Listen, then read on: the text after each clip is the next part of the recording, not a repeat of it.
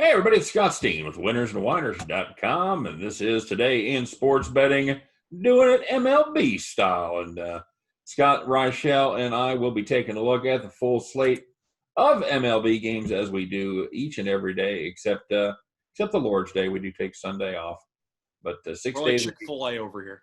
What's that? We're like Chick-fil-A over here. We're like Chick-fil-A. That's right. We do so much good on the other 6 days that we can actually take Sunday off. So. Without further ado, Scott, it's assuming all the games will be played here today. Of course, Houston having a little COVID issue there with their games with Oakland, so those teams are not scheduled. But I believe they each had off days anyway. I think they had off days anyway, but either or, just keep that in mind. If you're looking to bet on Oakland or Houston, you might not see them on the card for a couple of days. Yeah, it's certainly possible. Scott, we got a little. Got a little 1 o'clock, a little businessman special here, a little 110 game between the Miami Marlins fading away. Well, I know we usually skip the early game, so we're probably going to barely talk about the Mets game and the Toronto game because they're both going to be 2 o'clock or before. Yeah, plus it's DeGrom minus 260. I'm still taking Miami though. You just automatically got to take the opposition to DeGrom at this point. Well, it's not even just that. It's the fact that the Mets had to play a doubleheader in 2 of the last 3 days. Their bullpen is shot. Mm-hmm. So I know DeGrom is known to be an innings eater, and he's insane, and I get that. But I got to assume some fatigue's going to play in when you had to play – they played 5 games in the last 3 days? Yeah, they play well. That's going to kill your bullpen. Your players might be exhausted. 37 innings in 3 days. That's not a great spot. Now, I know that they don't have to travel because they went from New York to New York, which is easier for them. But yeah, that can't be a good spot. I got to assume fatigue. That's what we've talked about with DeGrom. As well as he's pitched, and he's pitching outstanding once again. He's the king of the no decision. He's the king of the no decision. They can't get they have got now, and of course the last 3 appearances for DeGrom have come across against the Miami Marlins, and they have won each and every one of those games.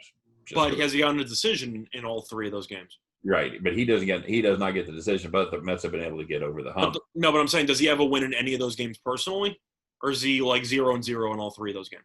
I believe he's had 3 NDs in a row. That's what I thought. So based on that, you're automatically getting value because of the fact that you're basically just fading the Mets bullpen at minus 250.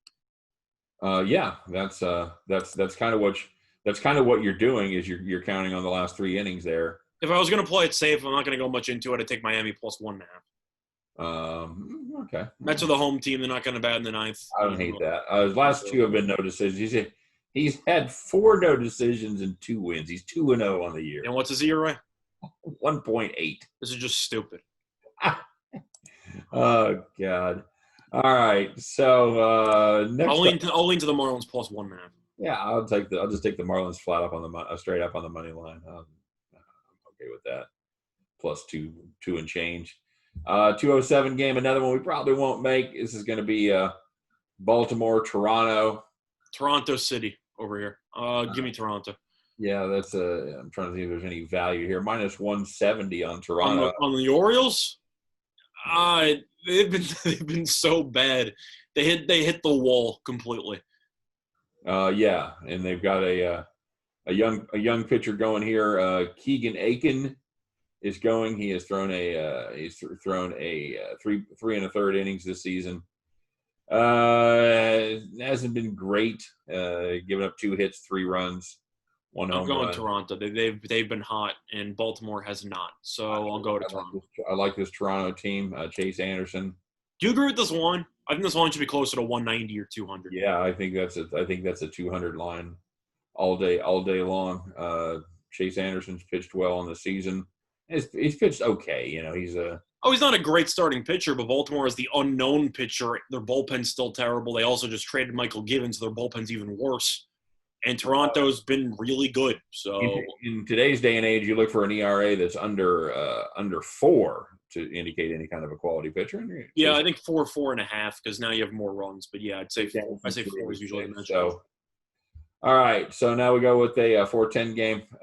Seattle at the Los Angeles Angels. Marco Gonzalez goes against Jaime Barria. I keep taking the Mariners as underdogs, and I've had a lot more success with them than you have. I know that's for sure, because you keep falling for the Mariners trap. But I seem to be able to do a pretty good job with the Minesweeper when it comes to the Mariners money line. But I'm going to lean to the Mariners money line today. Gonzalez is one of those pitchers who you actually find extremely reliable, and I think that he's a solid pitcher. And Barria, I am not a fan of for the Angels. I'll go to the first 5 money line for Gonzalez, and I'll just he started the season in the pen and pitched 5 innings of long relief last time, and I know they loved him there against Houston as he pitched through 5 innings, 1 hit, 1 earned run. I just don't think he's consistent. I just don't think he's that good. He isn't, and I hate this Angels team right now. I'm just going first 5 money line because both bullpens are bad. Seattle's bullpen is a special place in my heart for being bad. So I'm just going to go first 5. I took it last time Gonzalez pitched, and he absolutely destroyed Paddock. So I like Gonzalez a lot. I think that Seattle should consider trading him because he has some solid pieces. Because he's arguably the best player in that team. Well, of course, I fade Paddock yesterday, and he pitches fantastic in Colorado. So. Well, in that defense, even if Paddock pitched terribly, San Diego scored like 12 runs. So. Yeah, that was a game that wasn't close. Hosmer hit a 3-run bomb in the first inning. I think they scored 5 in the first. Something like that. But the only thing I know is that Marco Gonzalez had plus, I'd say 120 in the first 5, give or take. That 110. I'll take the 110, 120. Yeah, that's a good deal for me. I'll fall for the old banana in my tailpipe again. I'll take Seattle plus 132. I'm just going to go for the first 5. All right, fair enough. Cardinals and Reds. One of the most competitive games on the books as far as the money line goes. Dakota Hudson goes up against Anthony DeSclafani for the Cincinnati Reds. I don't really have much of a thought on this matchup. I guess I'm going to lean to Hudson. I'll lean to St. Louis. Are either team really that good? No. Cincinnati's been one of the most disappointing teams this season based on preseason hype. But I think Hudson and DeSclafani are pretty similar in the sense that they are serviceable, I'd say number 3, number 4 guys who can occasionally blow up. But I'm going to lean to the Cardinals. I think they have a better bullpen, and I trust them more in close games. So I'll lean to the Cardinals. Yeah, and Hudson's on a bit of a roll where Sclafani's gone the other way. Hudson's only given up 2 earned over his last 14 innings. He hasn't gotten the results that he's wanted, Hudson, but I think he's been better than DeSclafani, so I'll lean to the Cardinals. Yeah, I'm with you there. I think you're getting a good price on the Cardinals at plus 102. They're actually the dog in this game, and I'll take that right there.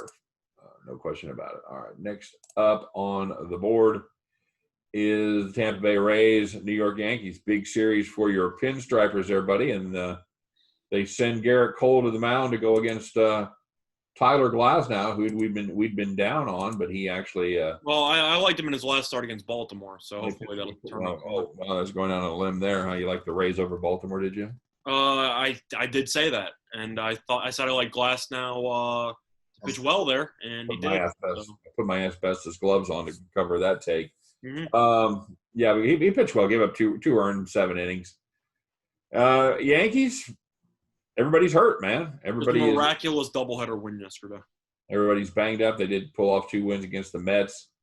And we've got the favorite here, Scott. The Times, the Yankees still catching that money, minus 137. You want to play the Rays? What's the line on Tampa? Plus 127, man. Give me Tampa. I think so. I would consider. I'm a Yankees fan, and I know Cole's been good. He got kind of smashed in his last start against Atlanta. I think the most dangerous thing that I said on this show was saying that Tampa was about to go on a run as a Yankees fan. Because as soon as I said that, I'm pretty sure they're like 19-4. Yeah, they just can't lose. This team has pressed all the right buttons, and everything has worked. And if you look at the Yankees lineup with everyone injured, their bottom 3 in the order has been interchangeably Jordy Mercer, Eric Kratz, and Tyler Wade. Yeah, I'll pass. Give me Tampa. The Yankees can't score. I know they ended up having 8 runs in the first game of the doubleheader yesterday. Scored 5 runs in the 9th. Shout out to Edwin Diaz for helping the Yankees out with that one. But they should have lost that game. Then they had 1 run going into extra innings yesterday before Sanchez had a grand slam. The lineup's been terrible. The bullpen stinks. Cole's been good, but Glasnow I think is very good as well, especially against this beaten-up Yankees lineup. I think you can make an argument this should be closer to a pick'em or maybe a Yankees minus 115, minus 120, especially with the way Tampa's been playing. This one for value. This is one of my favorite plays on the board. I got to go with Tampa. I agree, and Tampa Bay, if they were to somehow earn a sweep in this series, they could put some serious pressure on the Yankees. For how many games ahead? They're up like 5 games ahead, 6 games ahead. Just 3.5 right now. Actually. Really, I thought it was like 6. Okay, yeah, it was. Never mind. And Tampa Bay, and they've won 5, so they're it feels like 6. They're still doing their thing. I agreed. When I looked at that, I thought it was closer to 5 games. That's what I thought, but they can put a serious dent in the Yankees' hopes for the number 1 seed. That Tampa team is so good. Yeah, they really are, and nobody ever sees them play. Interesting move though. They did trade Jose Martinez, which I find pretty fascinating. That's just he was a decent bat for them. That just kind of surprised me. Yeah, I think they figured that they got bats to spare, and I'm not. He also can't really play a position, so that also plays a factor. I don't know. I just found that fascinating. How Tampa, a team that is clearly going to make the playoffs, that's a no-brainer, and they could be a potential threat to make I'd say, a decent run. Sure. Especially in this unique situation because their pitching staff is so good. I just didn't expect them to be sellers at the deadline, and that's kind of what they did. So that surprised me, but that had nothing to do with this game. I'm still going to go with Tampa. All right, Nationals and Phillies. By the way, I like the over in that Tampa game. 7. I'm not touching the total there. That I cannot take it over with the Yankees' current lineup. I can't do it. That Yankees' current lineup is actually one of the worst lineups in the league. That is terrible. How bad the lineup is. Nationals and Phillies. Phillies minus 139. 10 is the number there. How about the Phillies yesterday, by the way? That was a hell of a game if you were paying attention to Sunday Night Baseball. I don't know if you know. Down 10-0 and came back and made a game of it. They were down 10-0 in the second, and by the top of the fourth, it was 10-8. Yeah. That was pretty fun stuff, and then it was a couple runs the rest of the way, nothing much. Braves won. Yeah. Basketball game where they go down big and they finally catch up, but they can't get past them. Yeah, I'm going to go with the Nationals here. I don't really get how Spencer Howard, of all people, is roughly a minus 140. Spencer Howard not having a good season. Don't get me wrong, I don't think Fetty's any good, but really, 140 with Howard? Yeah. Philly's bullpen stinks. Yeah, I'll go with the Nationals. Howard, the next good performance of his will be his first one. I guess he was kind of got lucky last time out. I mean, he 3 2/3, gave up 5 hits, 2 walks, and just 1 earned. So the issue is he doesn't go any distance either, which is just a disaster waiting to happen. No, he's yet to make it out of the 5th, and you get that Phillies bullpen involved. Although they have been better lately. They could. I don't know if you can really say that after they gave up 12 runs yesterday. Well, that was. Arrieta gave up. I don't know how many Arrieta gave up, but I saw that they brought in former Yankee David Hale, who I thought was terrible with the Yankees, and I was thrilled that they traded him. Immediate 3 straight, just 100-mile-an-hour velos down the line for singles and doubles, just immediate. And I'm thinking, if David Hale's in your bullpen, then your bullpen still has problems. And and Fetty has been fine. He's not great, but he's clearly the better starter in this matchup, and the Nationals the better bullpen. And I just think that the Phillies, as of right now, have been one of those teams that you expect it to be good in the big start of the season, and they have been anything but. So people are waiting for them to kind of make that move, and I don't think it's coming because I don't think this team's very good. Agreed. We both thought the Nationals would be terrible, so that doesn't surprise us that the Nationals have struggled, especially with all the injuries to Strasburg, et cetera. But their bullpen has surprised me. Their bullpen is way better than I thought it would be. I think the Nationals are the better team right now, so I'll take the better team with the better starting pitcher, roughly plus 125? 129, yeah. Yeah, it's not bad. Braves and Red Sox. Braves minus 182, Red Sox plus 167. I got to ask you what the run line is on the Braves. What the run line is minus 128, picking up 54 cents of value. That's not awful. Not I awful. kind of wish it was better, but okay. It's Max Fried. I'm still going to take it. Max Fried going against Colton Brewer, another one. Yeah, I'm taking the Braves. Yeah, Fried is maybe He might be the front runner. Yeah, for leading contender for the NL Cy Young this season. You could argue him or Bauer, but Bauer has struggled a bit in his last 2 starts. So. And Fried has not. Fried has had no struggles at all. He's given up 1 or less in each. What are his numbers, by the way? What's his record in ERA? His record? Yeah. He's they've won every game he's pitched. I know. I'm saying, what is he, like 5-0, 6-0? I don't know what his. I'm trying to find his official record here. I can find it. I know that they haven't lost the game that he started. I'm pretty sure it's around 5-0. He is 5-0. Yeah, so he's what's his ERA? 135.9. Yeah, those numbers are better than Bieber's numbers, or like right around Bieber's numbers. Like that, he's been. They are almost identical. Bieber has a lower WHIP. They have an identical ERA. Yeah. Each team has won all 7 of their starts. So people talk about Bieber and how he's priced that way. If Bieber was in this matchup, the Indians would probably be like minus 220. So I think Fried's still slept on in the marketplace, and he is really, really good. So, I'm going to take the Braves minus 1.5. That's a good play. Minus 128. They're also the road team. They get 9 at bats. Acuna's supposed to be back in the lineup after having the game off yesterday. And Colton Brewer's not any good. So, I like the Braves. Hey, speaking of Bieber, he goes up against everybody's favorite team, the Kansas City Royals. Your favorite pitcher. And, it's the only one who's shown – one of the few that have shown minor glimpses of competence this year. It is Bieber going up against Brad Keller. Brad Keller gave up his first earned runs his last time out, and still having a fine season. 2.08 ERA. All told, giving up just 14 hits and 21 2/3. He has walked a lot of batters, and that has come back to haunt him. He's given up 11 free passes in 21 2/3 innings. Massive price here on Shane Bieber, minus 240. Like you were talking about with Max Fried. Max Fried doesn't get nearly the respect. I think Kansas City is just about as good as Philly is at this point. It's close. I think Philly's maybe a little bit better because of the lineup, but it's close. I'm not sure they are. They're certainly not 60 cents better, which is what. Does it concern you that Kansas City has no closer right now? Well, I mean, didn't they move Stallman or whatever his name is to the closer spot? I think they move. I think they're going to move Scott. I would move Stamon or Stallman to the closer spot. I think he's your best reliever. Can't throw strikes. I still would move him to the closer spot. No, I mean, he's not going to win many games anyway. I think Stallman has the potential to be a really solid closer. I'd give him the reps.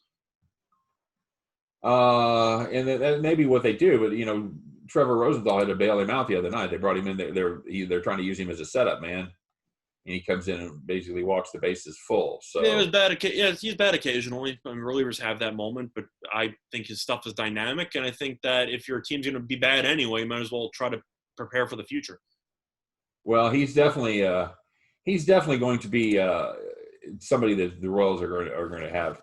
They're going to keep him for a while.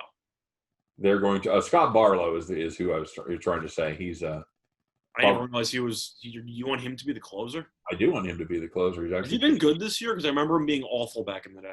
He has 18 2/3, giving up just 3 earned. Didn't know that. I just remember him being a starter, being terrible. Yeah, no, it's okay. I mean, I think because the other guys that they've used as closers in the past. Ian Kennedy, former starter. Yeah, Ian Kennedy and Greg Holland are both having kind of forgettable years. I mean, Holland has been better than we thought, and Kennedy has been just pretty much nothing short of awful. 14 innings, 20 hits, 5 walks. That's not good.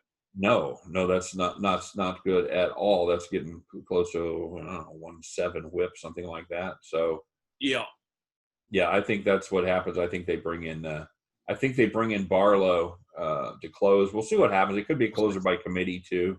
Yeah, I know that for this specific game, I wrote an article about this for Winners and Winers. My favorite play was the under 8. I saw that's gone down to 7.5.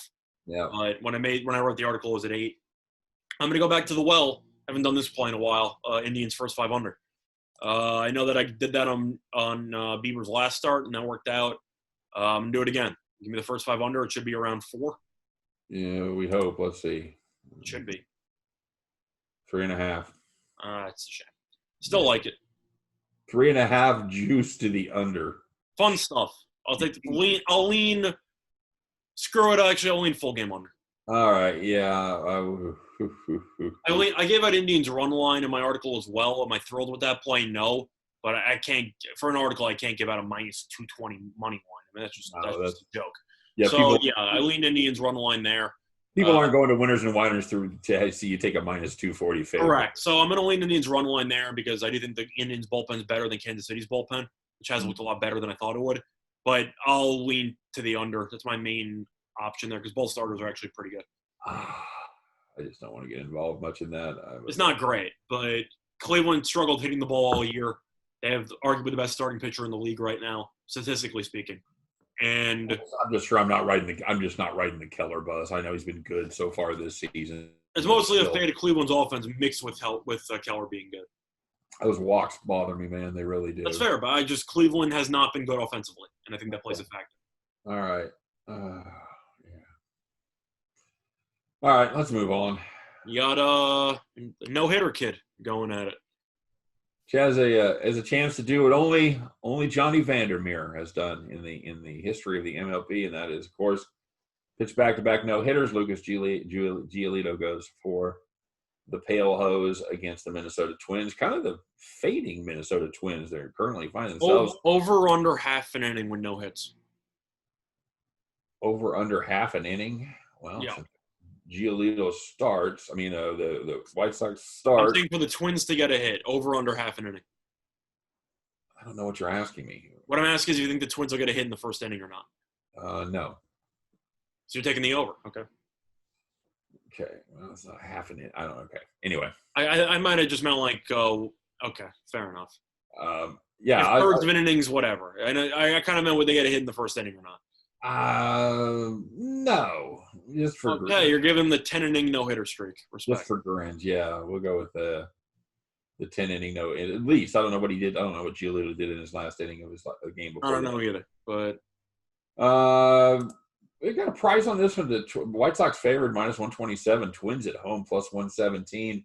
It is Giolito going up against Rich Hill. Rich Hill's been pretty good, but then again, with his old age, he's going 5 innings max, basically. So that's kind of his ceiling at this point. Twins bullpen's struggled a little bit lately. They have not been good. We're at the bullpen; they can't hit. Oh, they've kind of gone in the tank. They haven't scored more than 3 runs in each of their last 6 games. Yeah, that's not going to win you. That's not going to win you many games unless you're playing. Even though the Twins are rarely underdogs at home and the value might be there, I have to lean to Chicago. Minnesota's on a 5-game losing streak, 6-game losing. I think it's 5 games. They've lost 5 straight, I think. Yeah, we dogged Giolito pretty seriously. I was never that anti-Giolito. I know you were a lot lower on him than I was. I always liked Giolito. I've watched him pitch for a lot of seasons. I've watched Giolito throw a lot of innings. The main issue I had with Giolito was the preseason. I leaned to the under on his win total because I thought that it was overpriced from last season. But as a whole, I think he's a solid starting pitcher. Right? Of course, nobody expected a no-hitter with roughly 13 strikeouts. That's insane. Yeah. But he's been really good. Chicago has been rolling. Yeah. They're really good. And Minnesota's on a massive losing streak. I think there's a reason why Chicago is this big of a favorite, especially on the road in Target Field. I'll lean to Chicago. I'm with you. Twins have lost 5 straight, haven't scored more than 3 runs in 6 games in a row. Yeah, I've got to go with you there. I'll lean to the under as well on that one. White Sox are mashing, although they struggled with the Royals yesterday. I'll lean to the under in that game as well. I think 9's too high for a Twins team that struggled to score 3 runs. And that actually has come down to 8.5. It's just I see 8.5, but I still see 9 at some spots with juice under. So really heavily juiced over. So yeah, I assume that number just came down. So yeah, you and I agree there. I'll take the White Sox -127. And finishing it up with a game that was one of my premium plays yesterday, taking a long shot at +148. It didn't work out for us as the Padres absolutely dominated the Colorado Rockies. This is going to be Garrett Richards against German Marquez. And a pretty tight line on this one. Colorado's small favorite, -111, +101 for the Padres. I'm taking San Diego. You're going to back Garrett Richards here? It's mostly a fade of Marquez. I like Marquez a lot. He's been terrible in his last 3 starts, give or take. I know that San Diego, or Slam Diego, as the cool kids are saying, has been a lot better offensively. This is the plan. We got I am a fan of the fact that they did make some acquisitions at the deadline, so it seems like this team is going I can't say all in, but they're trying to go for reinforcements, so I kind of respect that they have faith in this team. And Colorado has struggled ever since they had the hot start. Marquez was their best pitcher, and he has struggled a lot in Coors Field this season. And San Diego has been performing really well at the plate. So for me, I'm going to lean to the Padres, mostly a fate of Marquez and the Rockies at this point in time. Well, and actually Marquez has been decent at home. He's had 2 decent starts. I thought his last couple weren't that great, though. Now, he gave up 2. He gave up 2 earned against Texas. He gave up 2 earned against San Francisco. He gave up 10 against the Houston Astros in 5 innings in his last Coors Field start. So he's had 2 good Coors Field starts, 1 bad. The last one's a bit concerning there. Yeah, I agree with it. I agree with that assessment. I think San Diego. I think you've sent a message to your team that management believes in this team. They think this is their year. Now is the time to go. And I think that inspires and emboldens a team, and I think that's important right now. Colorado is kind of adrift. They're not. They had that nice start, and then they've fallen apart. I like San Diego. I think that's a nice price. Again, not a huge Garrett Richards fan, but at getting plus money on San Diego, I'm going to take him right now against this very bad Colorado, decent Colorado team. Terrible bullpen. Terrible bullpen. And Marquez is probably not going to go much more than 5 for you, so you're going to get the pen involved there for 4 innings. I think Marquez can go 6, best case scenario, but that's assuming he doesn't struggle. Best case scenario, Marquez goes 6. Assuming he doesn't struggle in Coors against a team that's mashing right now, that's right. A task. You're likely to throw a lot of pitches there, so.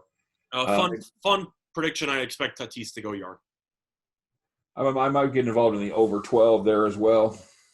I'd lean there too. If this becomes a bullpen game from the 6th inning onward, it's a full-on fiasco. Yep, agreed.